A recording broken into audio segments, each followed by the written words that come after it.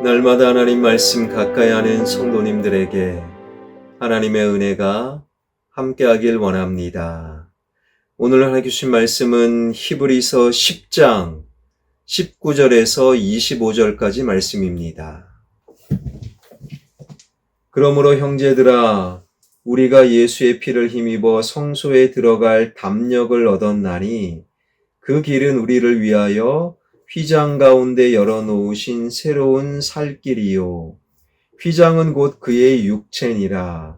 또 하나님의 집 다스리는 큰 제사장이 계심에 우리가 마음의 뿌림을 받아 악한 양심으로부터 벗어나고 몸은 맑은 물로 씻음을 받았으니 참 마음과 온전한 믿음으로 하나님께 나아가자. 또 약속하신 이는 미쁘시니 우리가 믿는 도리의 소망을 움직이지 말며 굳게 잡고 서로 돌아보아 사랑과 선행을 격려하며 모이기를 패하는 어떤 사람들의 습관과 같이 하지 말고 오직 권하여 그날이 가까움을 볼수록 더욱 그리하자. 아멘.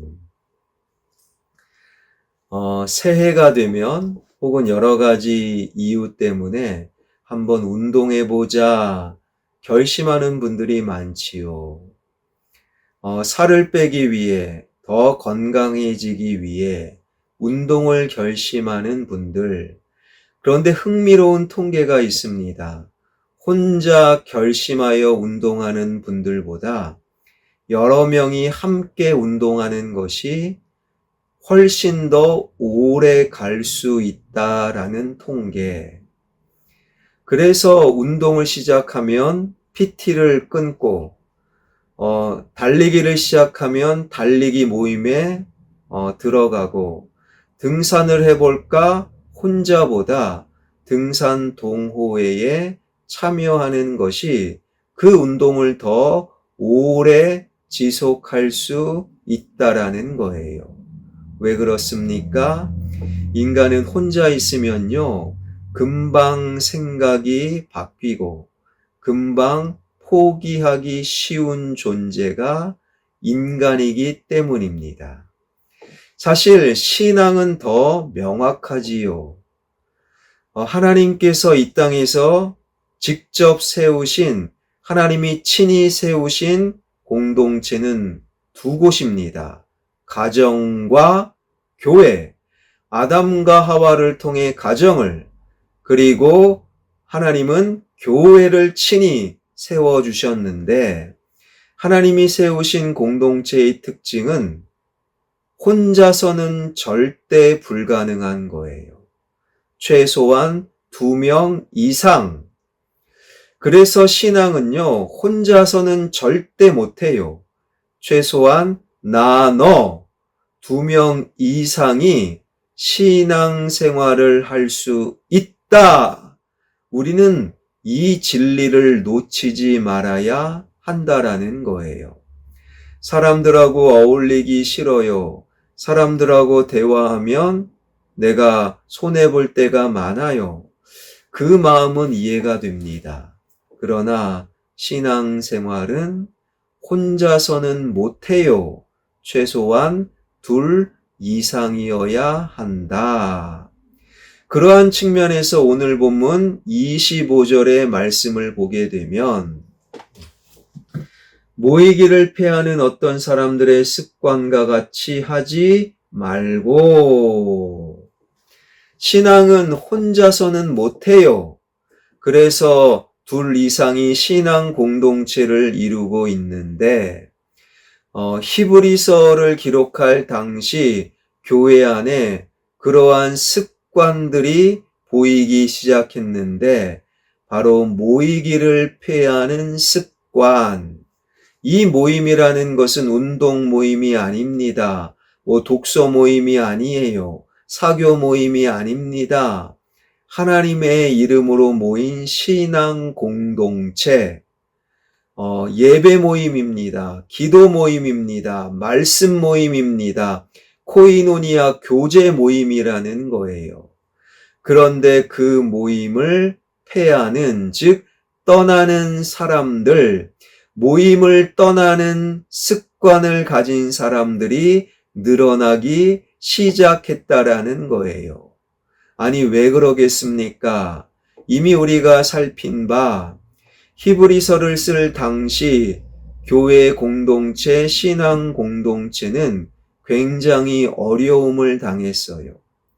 유대교에서 기독교로 개종했다 같은 유대인들이 괴롭히고 왕따를 하는 거예요.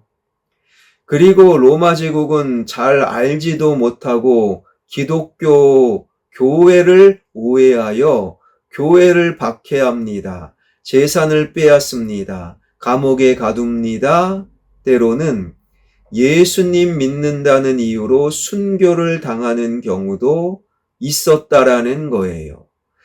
이럴 바에는 신앙 공동체, 예수 믿음 공동체를 떠나자 모이기를 피하는 습관을 갖기 시작한 사람들이 늘어나기 시작했다라는 거예요.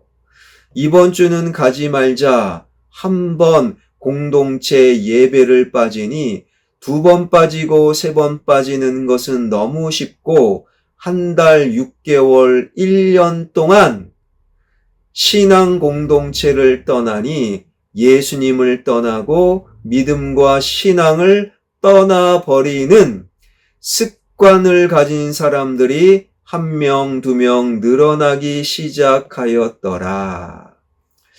여러분, 사탄의 전략이 무엇인 줄 아십니까?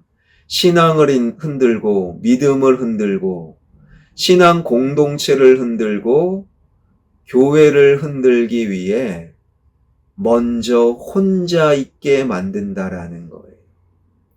혼자 있으면 쉽게 시험에 빠지고 혼자 있으면 쉽게 사탄의 왜곡에 마음 빼앗기고 혼자 있는 분들은요, 하나님의 말씀보다 사탄의 속삭임을 선택하는 경우가 많다라는 거예요.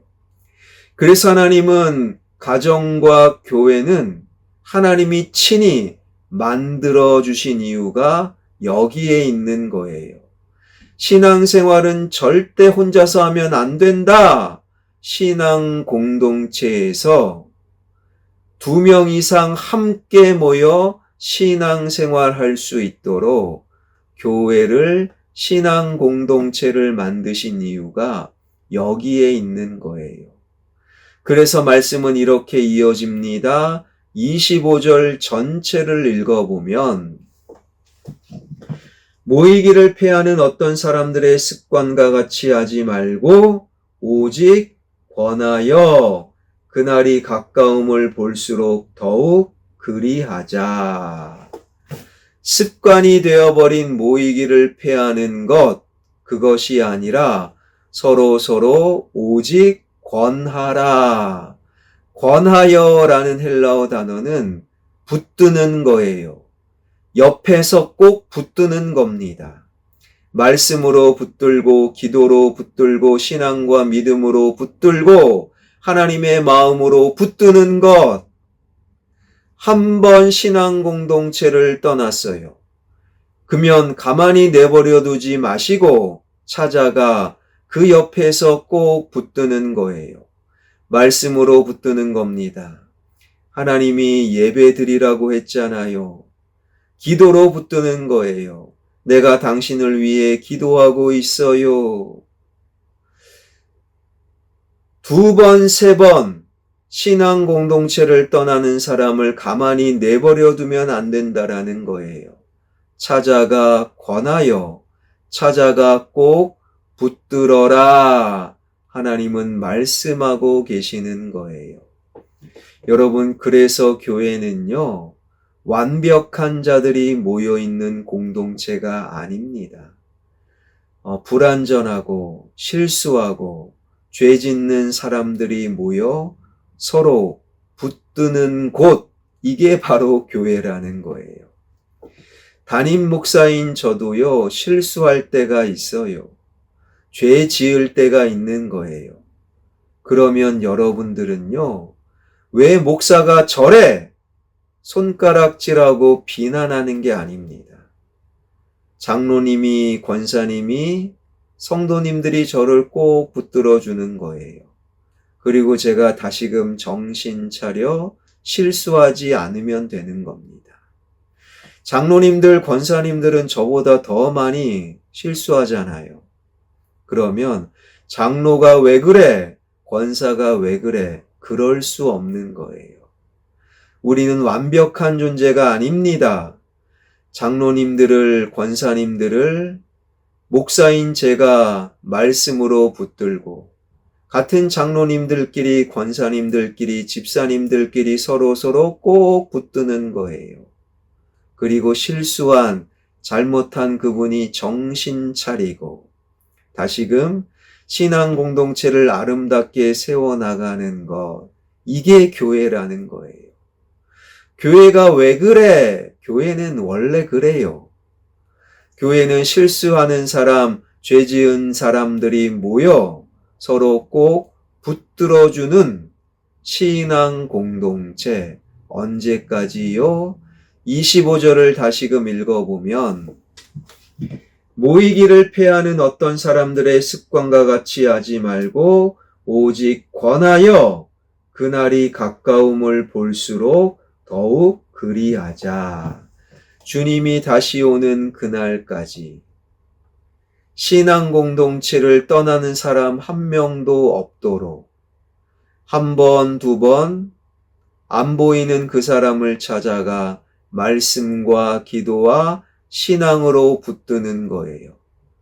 그리고 더 많은 사람들이 예수님 다시 오시는 그날까지 신앙 공동체 안으로 들어올 수 있도록 우리는 그들을 찾아가 붙들고 서로 돌아보고 사랑과 선행으로 격려하는 거예요.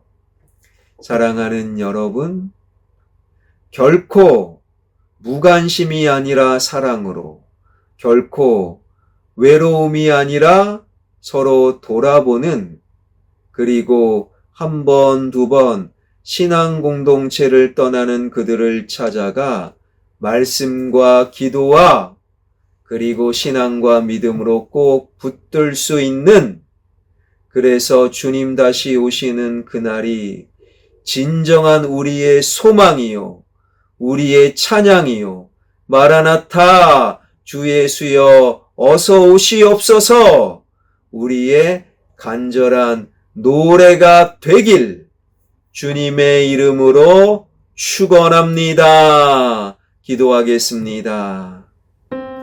말씀으로 찾아오시는 하나님, 신앙 공동체를 떠나는 사람 한 명도 없기를, 더 많은 사람이 신앙 공동체에 들어올 수 있도록 주님 다시 오시는 그날까지 사람을 찾아가 말씀과 기도와 신앙으로 꼭 붙들 수 있는 우리 모두가 되게 하여 주옵소서. 교회를 이루고 있는 우리 모두가 완벽을 바라는 것이 아니라 실수하고 그리고 죄를 지을 때 누군가가 나를 붙들어 줍니다. 서로 붙들기를 소망하고 바랄 수 있는 화평교회 되게 하여 주옵소서. 우리 주변의 환우들, 연약한 분들, 인생의 문제 앞에 낭망한 분들, 하나님, 우리가 기도하길 원합니다. 기도로 중보하길 원합니다. 그들이 그 순간의 문제 속에서도 믿음이 빛나는 믿음의 사람들이 되게 하여 주옵소서. 몽골 비전 트립 위에 기름 부어 주시옵소서. 토요일, 주일, 월요일까지 이어지는 중고등부 여름 행사 위에 성령 하나님 기름 부어 주시고 교역자, 부장, 교사들 위에 성령 충만함으로 인도하여 주옵소서. 예수 그리스도의 이름으로 기도하옵나이다. 아멘.